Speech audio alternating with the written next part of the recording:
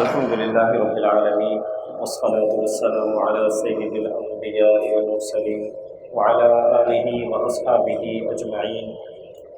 اللهم صل على محمد وعلى آل محمد وبارك وسلم.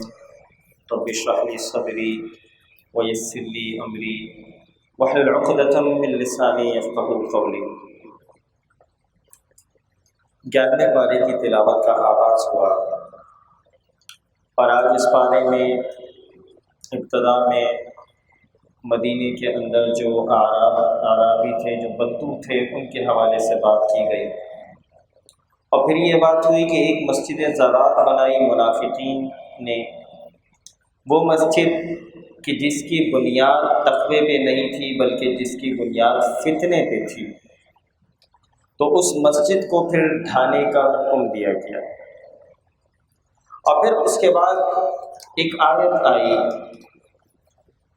کہ جو مؤمنین ہیں، ان اللہ اشتری من المؤمنین انفسهم واموالهم بان لهم الجنہ. بے شک اللہ تعالیٰ نے مومنین کے جان اور مال جنت کے بدلے میں خرید لیے.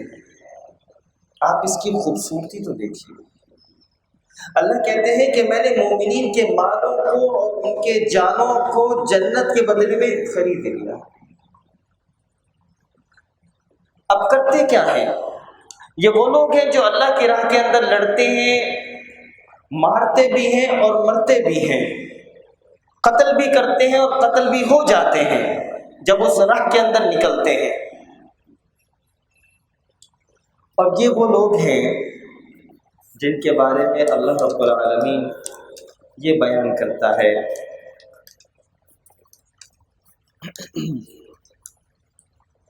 کہ وہ ایسے ہیں کہ جو توبہ کرنے والے ہیں، التائبون العابدون الحامدون السائحون الراکعون. یہ وہ لوگ ہیں جو توبہ کرتے ہیں، عبادت کرتے ہیں، حمد کرتے ہیں، روزے رکھتے ہیں، رکوع اور سجدے کرنے والے، نیک باتوں کی تعلیم کرنے والے اور بری باتوں سے روکنے والے. الساجدون الآمرون بالمعروف الآمرون بالمعروف. یہ وہ لوگ ہیں کہ جو نیکی کی تلقین کرتے ہیں، والناہون عن المنکر، اور برائی سے روکتے ہیں. یہ بڑی خوبصورتی سے اللہ تعالیٰ نے یہاں پہ بیان کی.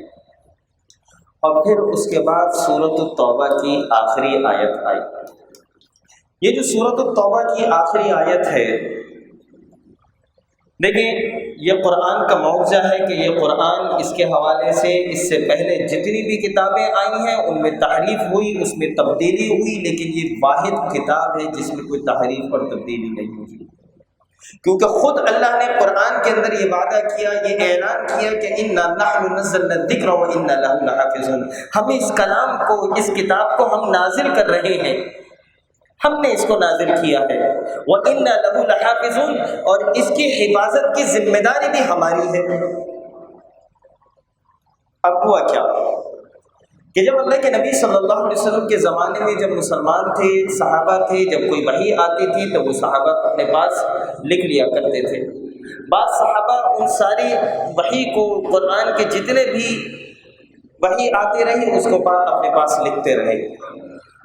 لیکن کوئی کمپائلڈ فارم اس وقت، مدون فارم، تدوین شدہ قرآن اس وقت موجود نہیں تھا.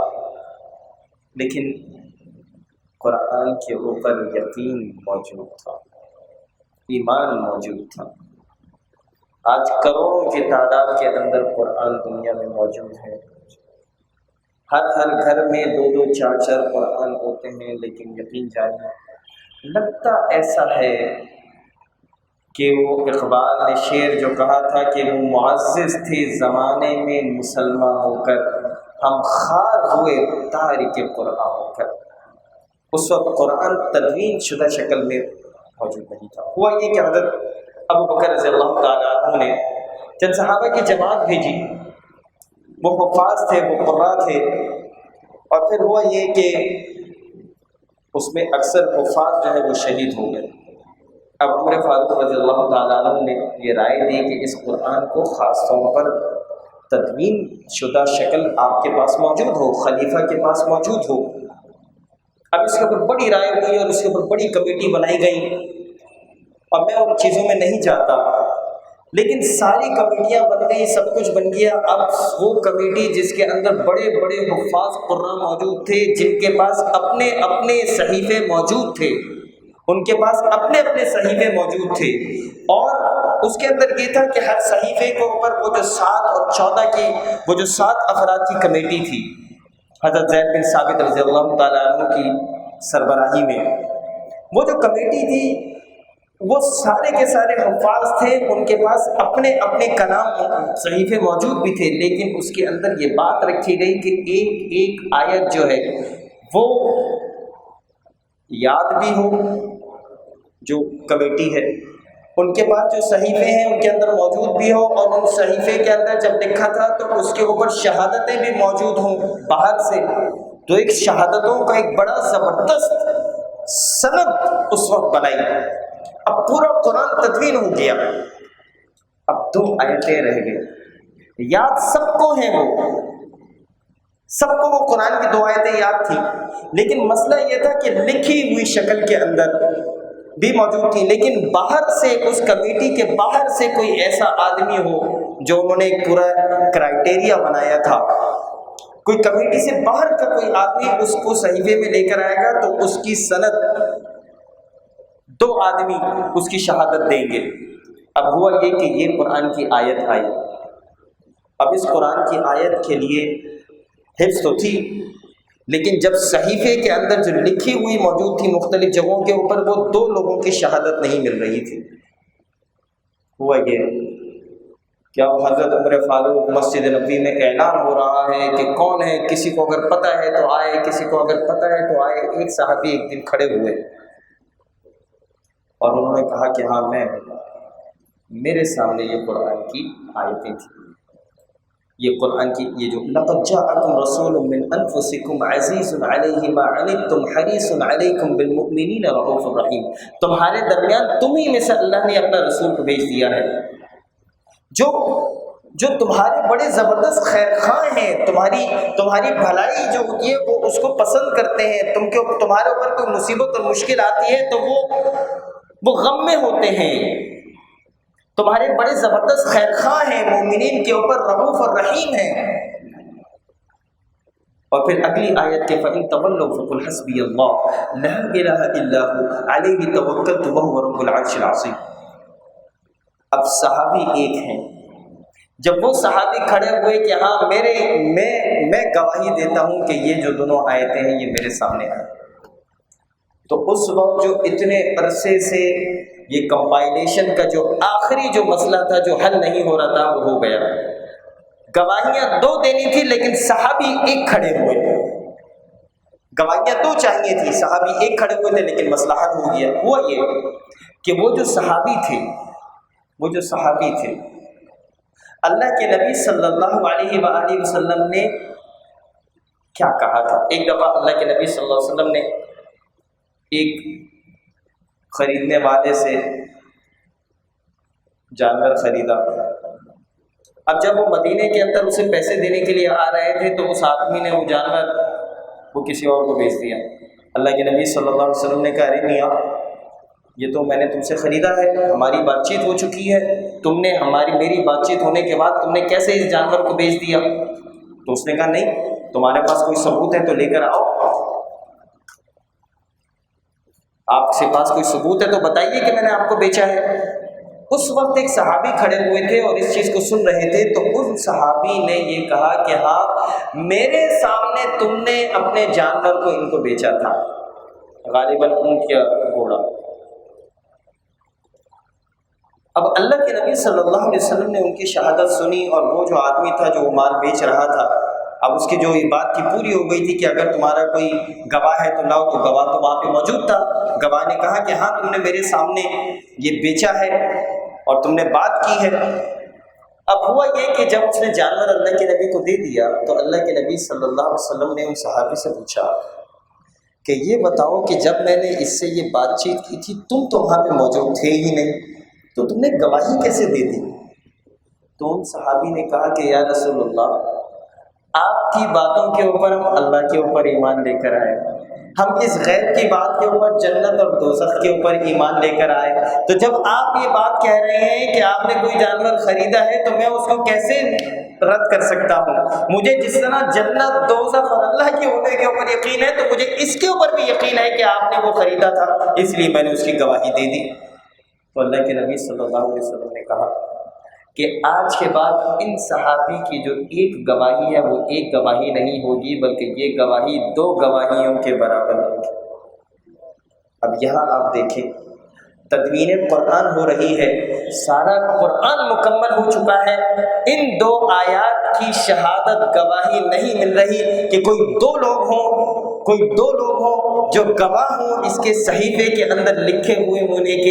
یہ صحابی کھڑے ہوتے ہیں اور کہتے ہیں کہ میں ہوں، میرے سامنے یہ 2 آیات آئی تھی، یہ اکیلے تھے، اور پھر سب نے کہا کہ الحمدللہ قرآن پاک کی جو تدوین ہے وہ مکمل ہو گئی، کیونکہ یہ در حقیقت ہے تو ایک گواہی، لیکن ان کی ایک گواہی کو اللہ کے نبی صلی اللہ علیہ وسلم نے 2 گواہیوں کے برابر کیا ہے، جس کے بعد اس قرآن کی تدوین مکمل ہوئی۔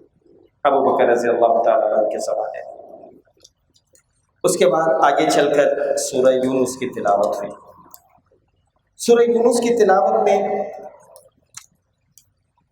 یہ بات آتی ہے کہ هو الذی یسیرکم فی البر والبحر، کہ وہ اللہ ایسا ہے کہ تم کو خشکی اور دریا میں چلاتا ہے، یہاں تک کہ تم کشتی میں ہوتے ہو، اور وہ کشتیاں لوگوں کے موافق ہوا کے ذریعے سے لے کر چلتی ہیں، اور وہ لوگ ان سے خوش ہوتے ہیں۔ ان پر ایک جھونکا سخت آتا ہے، یعنی کہ کشتی میں سوار ہے، اچانک ایک ہوا کا جھونکا آیا، اور ہر طرف سے ان پر موجیں اٹھتی چلی آتی ہیں، اور وہ سمجھتے ہیں کہ اب برے وقت کے اندر ہم گھر چکے ہیں۔ ایسے وقت میں سب خالص اعتقاد کے ساتھ صرف اللہ ہی کو پکارتے ہیں۔ جب کوئی اور بچانے والا نہیں ہوتا، جب سمندر میں سفر کر رہے ہوتے ہیں، اور جب ہواؤں کے جھکڑ چلتے ہیں، اور ابھی گری کشتی اور کبھی گری کشتی، تو اس کشتی میں بیٹھے ہوئے مسافر سب کس کو پکارتے ہیں؟ وہ اللہ کو پکارتے ہیں۔ اور آپ لوگوں کو اکثر موقع ملا ہوگا جہاز میں سفر کرنے کا، مجھے موقع ملا کم از کم 2 دفعہ ایسا ہوا کہ جہاز جو تھا وہ اس طریقے سے ہوا کے اندر معلق تھا، اور وہ لوگ جتنے بھی تھے، مسافر جتنے بھی تھے، سب کی زبانوں پر لا الہ الا اللہ، اللہم صلی علی محمد کی ورد ان کی زبانوں کے اوپر موجود تھا۔ ایسے وقت میں چاہے جتنا جو کوئی بھی ہو، ان کو اللہ یاد آ جاتا ہے۔ ہمارے ایک دوست ہیں، وہ کوریا گئے، اور جب کوریا میں گئے تو ان کی ملاقات ایک ایتھیسٹ سے ہو رہی تھی جو نان بلیور تھا۔ تو اسی طریقے سے بات چیت ہو رہی تھی اللہ کے ماننے اور نہ ماننے پہ، تو اچانک اس آدمی کا پین نیچے گرا۔ تو جیسے اس کا پین نیچے گرا تو اس نے پین کو اٹھاتے ہوئے کہا، گرتے ہی پین کو کہا، او گاڈ، کہ اچانک اس کے اندر سے جو آواز نکلی وہ تھی او گاڈ۔ تو ہمارے دوست نے ان سے کہا، بھائی میاں تم ہو تو نان بلیور، یہ جو پین گرنے سے جو تمہارے منہ سے جو اچانک یہ جو او گاڈ نکلا، یہ کیا تھا؟ تمہیں تو خدا پہ یقین نہیں ہے، لیکن یہ اچانک خدا کا یقین کیسے آ گیا؟ اس کا مطلب یہ ہے کہ انسان کے اندر بلٹ ان ایک صلاحیت موجود ہے، اللہ نے بلٹ ان اس کے اندر ڈال دیا ہے کہ اس دنیا کے اندر اس کو کوئی نہ کوئی پیدا کرنے والا ہے۔ اور یہاں پر اللہ کہتے ہیں کہ جب یہ کشتیوں میں ہوتے ہیں، ہوائیں چلتی ہیں، مصیبت میں ہوتے ہیں، مشکل کے اندر ہوتے ہیں، جب ان کو ان کی پریشانیاں ہوتی ہیں تو پھر مصلے بچھا لیتے ہیں، دعائیں کرتے ہیں، اللہ کے سامنے ہاتھوں کو پھیلاتے ہیں، اور اللہ کے اوپر ایمان اور یقین کو مضبوط کرتے ہیں۔ اور اللہ ان سے کیا کہتا ہے کہ جب وہ ہمیں پکارتے ہیں، اگر تو ہم کو اس سے بچا لے، وہ کہتے ہیں کہ اے اللہ اگر تو ہمیں تو اس سے بچا لے تو ہم تیرے شکر گزار بن جائیں گے۔ ایسے ہی ہوتا ہے نا، اکثر ہمیں بھی جب پریشانی ہوتی ہے تو فوراً نمازیں پڑھنا شروع کر دیتے ہیں، اور جیسے ہی وہ پریشانی جاتی ہے مسجد کا راستہ بھی پھر نہیں دیکھتے۔ یہاں پر اللہ کہتا ہے کہ پھر جب اللہ ان کو بچا لیتا ہے تو فوراً ہی وہ زمین میں ناحق سرکشی کرنے لگتے ہیں، اے لوگو، یہ تمہاری سرکشی تمہارے لیے وبال ہونے والی ہے، دنیا میں زندگی کے چند فائدے ہیں، پھر ہمارے پاس تم کو آنا ہے، پھر ہم سب تمہارا کیا ہوا تم کو بتلا دیں گے۔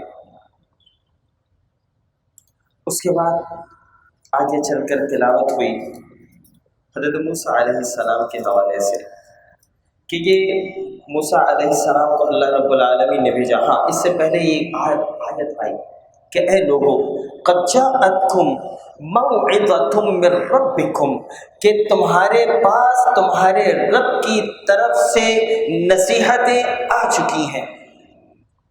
یہ جو نصیحت ہے اس میں کیا ہے؟ اس میں 3 چیزیں ہیں۔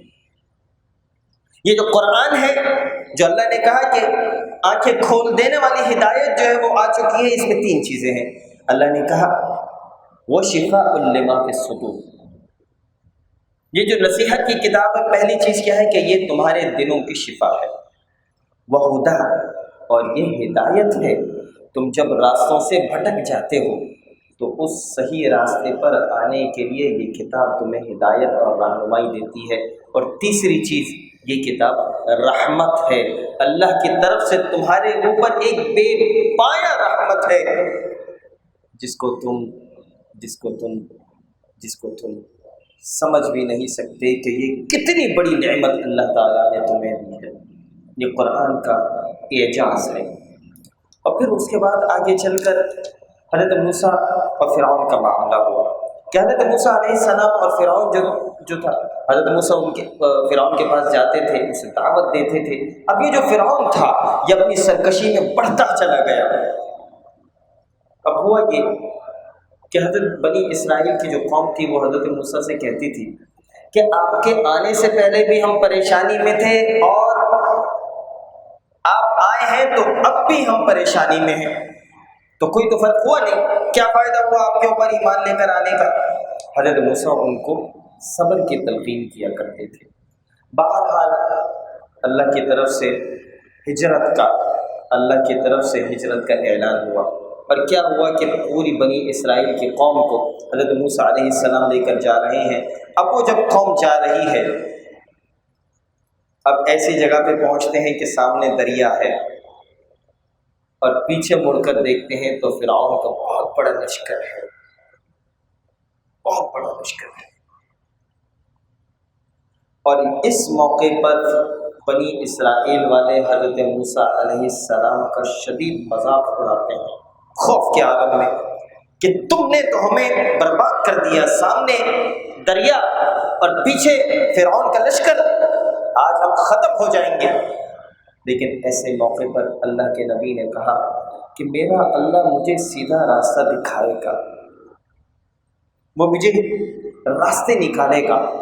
حضرت موسیٰ نے عصا لگایا اور دریا کے اوپر وہ راستے بن گئے۔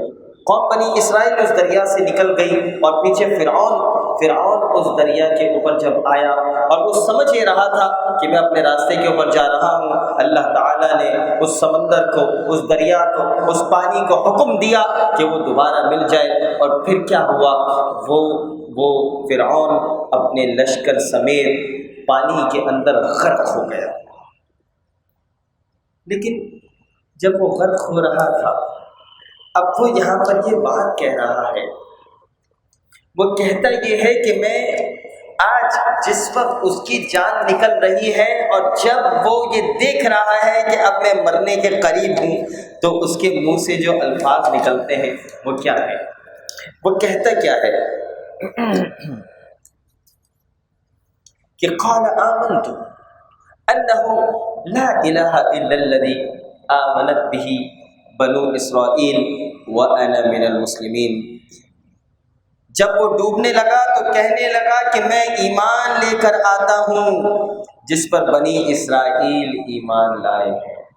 یہ فرعون جب اسے اپنی موت کا یقین ہو گیا، اس کے سوا، پھر یہ کہتا ہے کہ اس کے سوا کوئی معبود نہیں اور میں مسلمانوں میں سے ہوں۔ یہ فرعون کے یہ الفاظ تھے مرنے سے پہلے۔ اللہ نے جواب کیا دیا؟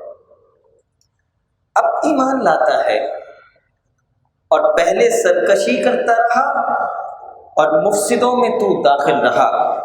سو آج فَالْيَوْمَ نُنَجِّيكَ بِبَدَنِكَ لِتَكُونَ لِمَنْ خَلْفَكَ آیَةً، آج کے دن ہم تیرے جسم کو تیرے بعد آنے والے لوگوں کے لیے نشانی بنا دیں گے، آیت بنا دیں گے، نشانی بنا دیں گے. اب کم از کم 4000 3000 سال پہلے یہ واقعہ ہوا اور اللہ نے کہا کہ ہم تجھے نشانی بنا دیں گے. اب اس آیت کی تشریح سمجھ ہی نہیں آتی تھی کہ فرعون کی لاش، اس کا بدن، اس کا جسم کیسے نشانی بن جائے گا. اور پھر 1907 میں اس سمندر نے ایک لاش باہر نکالی. وہ لاش کس کی تھی؟ وہ فرعون کی لاش تھی. اور اس آیت کی تفسیر پھر مکمل ہوئی کہ اللہ نے فرعون کی لاش کو، اس کے اوپر جو نمک، اس کے اوپر نمک اور پھر نمک کے اوپر اور نمک کی جو تہیں لگی ہوئی تھی، وہ ساری کی ساری ریسرچ یہ بتاتی ہے کہ وہ جو باڈی ہے وہ کسی اور کی نہیں ہے سوائے فرعون کے. تو یہ آج اس کی لاش مصر کے میوزیم کے اندر موجود ہے. یہ اللہ کی نشانی ہے. اس کے بعد 12ویں پارے کی تلاوت کا آغاز ہوا اور پہلی آیت ہمیں کیا کہتی ہے؟ پہلی آیت ہمیں بتاتی ہے وَمَا مِن دَابَّةٍ فِي الْأَرْضِ، کہ اس زمین کے اوپر جتنے جاندار ہیں. وَمَا مِن دَابَّةٍ فِي الْأَرْضِ، میں آپ تمام لوگوں سے کہوں گا کہ ہمتاً گوش ہو کر یہ بات سنیں کہ وَمَا مِن دَابَّةٍ فِي الْأَرْضِ، اس زمین کے اوپر جتنے جاندار ہیں، جتنے چرند، جتنے پرند، جتنے حیوان اور جتنے انسان اور جنات ہیں، وَمَا مِن دَابَّةٍ فِي الْأَرْضِ إِلَّا عَلَى اللَّهِ رِزْقُهَا، ان کے رزق پہنچانے کی ذمہ داری کس کے اوپر ہے؟ اللہ رب العالمین کی. تو رزق کی ذمہ داری یہاں کس نے لی ہے؟ اللہ نے لی ہے. رزق کی ذمہ داری تو اللہ کے اوپر ہے. تو پھر میری اور آپ کی ذمہ داری کیا ہے؟ قرآن کے اندر آتا ہے کہ وَمَا خَلَقْتُ الْجِنَّ وَالْإِنسَ إِلَّا لِيَعْبُدُونِ، اللہ نے جن کو اور انسان کو، جنات اور انسان کو اللہ نے صرف عبادت کے لیے پیدا کیا ہے. تو میرے اور آپ کے جو کرنے کا کام تھا وہ کیا ہے؟ وہ عبادت ہے. اور اللہ نے کہا ہے کہ رزق پہنچانا یہ میری ذمہ داری ہے. لیکن میرے بھائی، میری اور آپ کی جو زندگی ہے، ذرا پچھلی زندگی کے اوپر ہم غور کریں. ہمیں نظر یہ آتا ہے کہ پوری کی پوری قوم جس معاملے کے اندر صبح سے لے کر رات تک اپنے وقت کو لگاتی ہے وہ یہی کام ہے جس کے اوپر ہم لگاتے ہیں، رزق کی تلاش کے اندر. لیکن اللہ نے تو کہا ہے کہ میں نے رزق دینا ہے. ہم نے اللہ کی ایکویشن کو تبدیل کر دیا. اللہ کہتا ہے کہ رزق میں تمہیں دوں گا، تمہارا کام عبادت کرنا ہے. سیکنڈری کام تمہارا جو ہے رزق کی جد و جہد ہے. پرائمری کام، جو بنیادی کام ہے تمہارا، وہ عبادت کا کام ہے. ہمارے لیے تم عبادت کرو گے. اور ہم نے اس ایکویشن کو تبدیل کیا. اب ذرا سوچیں، کتنے ایسے لوگ ہیں جن کی ساری کی ساری زندگی صبح سے لے کر رات تک صرف اس رزق کی تلاش میں، اس رزق کے لیے، کمائی کرنے کے لیے، اپنی دکان، اپنے کاروبار، اپنی گاڑی اور اپنے بنگلے کے لیے ہی ساری زندگی گزار دیتے ہیں. لیکن کرنا تو کچھ اور تھا. کرنا کچھ اور تھا. اللہ نے مجھے اور آپ کو جس لیے بھیجا تھا وہ کام آج بھی ہم کر سکتے ہیں. نذیر اکبر آبادی نے ایک شعر کہا کہ جس کام کو آیا تھا دنیا میں تو نذیر، خانہ خراب تجھ سے وہی کام رہ گیا. جو کام تجھے کرنا تھا وہی کام تو بھول گیا. اس کے بعد حضرت نوح علیہ السلام کا تذکرہ آیا کہ نوح علیہ السلام نے اپنی قوم سے کہا کہ میں اللہ کا بندہ ہوں، مجھے تم سے کسی اجر کی، کسی مال کی، کسی شہرت کی کوئی ضرورت نہیں ہے. میں تو صرف تمہیں اللہ کی طرف بلاتا ہوں، میں تمہیں تو صرف ڈرانے والا ہوں، میں تو صرف تمہیں راہ ہدایت دکھلانے والا ہوں. یہ قوم کے لوگ مانتے نہیں تھے. کہتے تھے کہ بھئی کوئی سردار ہوتا، کوئی بڑا مالدار ہوتا جس کو اللہ نبی بناتا. تم جیسو اور تمہارے ساتھ ذرا دیکھو تو تمہارے ساتھ جو لوگ ہیں وہ آخر ہیں کون؟ یہ سارے نیچ. لوگ، یہ سردار ان کو کہہ رہے تھے حضرت نوح علیہ السلام کو۔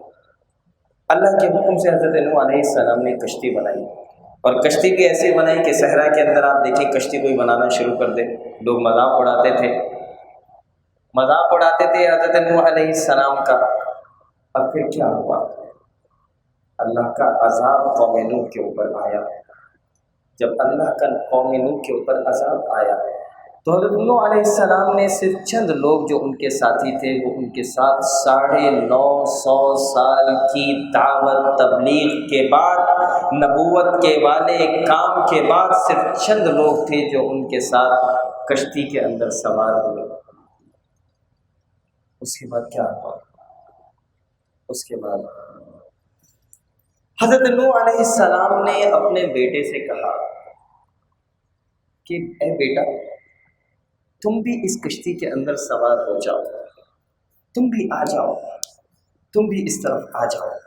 اب یہ جو بیٹا تھا یہ اپنے باپ کو جواب کیا دیتا ہے؟ یا بنی ارکب معنا ولا تکن مع الکافرین، اے میرے بیٹے، اے میرے بیٹے ہمارے ساتھ آ جاؤ، انکار کرنے والوں میں سے شامل نہ ہو۔ تو اس نے کیا کہا؟ قال سآوی الی جبل یعصمنی من الماء، یہ پانی جو آ رہا ہے، یہ جو طوفان آ رہا ہے، کیا ہوا؟ میں تو ایک بڑے سے پہاڑ پہ چڑھ جاؤں گا اور میں اس سے بچ جاؤں گا۔ لیکن پھر کیا ہوا کہ وقت کے نبی کا بیٹا، وقت کے نبی کا بیٹا وہ اس پانی کے اندر ڈوب گیا۔ وحال بینہما الموج فکان من المغرقین، اور ایک موج آئی اور اس موج نے اس بیٹے کو اس میں ختم کر دیا۔ اب ہوا یہ کہ چونکہ باپ تھا، حضرت نوح باپ تھے، انہوں نے اللہ رب العالمین کی طرف کیا کہا؟ تو ونادى نوح ربہ، اللہ سے کہا قال رب ان ابنی من اہلی، اے اللہ یہ جو میرا بیٹا ہے، تجھے تو پتہ ہے یہ میرے تو اہل میں سے ہے، میرے گھر والوں میں سے ہے۔ اب یہ اللہ سے حضرت نوح علیہ السلام نے اپنے بیٹے کی مغفرت کے لیے یہ بات کر رہے ہیں کہ تو جانتا ہے کہ یہ میرا بیٹا ہے۔ یہاں پر اللہ رب العالمین کا جواب حضرت نوح علیہ السلام کو کیا تھا؟ قال یا نوح انہ لیس من اہلک، یہ تمہارے اہل میں سے نہیں ہے، تمہاری قوم میں سے نہیں ہے۔ انی اعظک ان تکون من الجاہلین، در حقیقت اس نے تمہیں جھٹلا دیا تھا اور یہ جاہلین میں سے ہو گیا تھا، تمہاری قوم میں سے نہیں ہے۔ یہ بالکل ٹھیک اسی طریقے سے ہے جس طریقے سے حضرت ابراہیم علیہ السلام نے اپنے باپ کے لیے دعا کی۔ اللہ تعالیٰ نے کہا اور اپنے باپ سے کہا کہ آپ کو اور آپ کی قوم کو، یعنی اپنے آپ کو اپنے باپ کی قوم سے الگ کر دیا۔ تو میرے بھائی یہاں پہ یہ بات سمجھنے کی ہے کہ وہ بیٹا، اللہ تعالیٰ نے تنبیہ کی حضرت نوح علیہ السلام کو۔ اگلے جو الفاظ آ رہے ہیں وہ کیا آ رہے ہیں کہ قال رب انی اعوذ بک ان اسألک ما لیس لی بہ علم۔ نوح نے کہا، ہاں اللہ تعالیٰ نے کیا کہا کہ ایسا نہ ہو کہ تم کم علمی میں اللہ رب العالمین سے سوال کرو۔ اصل میں وہ تمہارا بیٹا نہیں تھا، وہ جاہلین میں سے تھا۔ اور دیکھو اللہ کے سامنے اس کے کام بالکل ہی ناشائستہ ہیں۔ تجھے ہرگز وہ چیز نہیں مانگنی چاہیے جس کا تجھے مطلقاً علم نہ ہو۔ میں تجھے نصیحت کرتا ہوں، اللہ تعالیٰ نصیحت کر رہے ہیں کہ ایسا نہ ہو کہ تم جاہلین میں سے ہو جاؤ۔ وقت کے نبی کو یہ بات کہہ رہے ہیں کہ دیکھو اپنے بیٹے کے لیے بات نہیں کرو ہم سے، وہ ہمارا انکاری تھا، وہ تمہارا انکاری تھا۔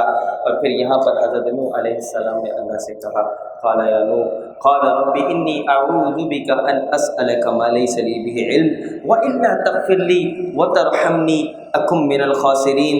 میرے پالنہار میں تیری ہی پناہ چاہتا ہوں۔ اب ذرا دیکھیں تو صحیح، وقت کا نبی اللہ سے مغفرت کی دعا کر رہا ہے، اے اللہ میں تیری پناہ چاہتا ہوں اس بات سے کہ تجھ سے وہ چیز مانگوں جس کا مجھے علم نہ ہو۔ اگر تو نے مجھے نہ بخشا، لا تغفر لی، اگر تو نے نہ بخشا مجھے، وترحمنی، اور اگر تو نے میرے اوپر رحم نہیں کیا، اکم من الخاسرین، تو میں خسارے والے لوگوں میں سے ہو جاؤں گا۔ اقول قولی ھذا استغفر اللہ لی ولکم ولسائر المسلمین والحمد للہ رب العالمین۔ جزاکم اللہ خیرا۔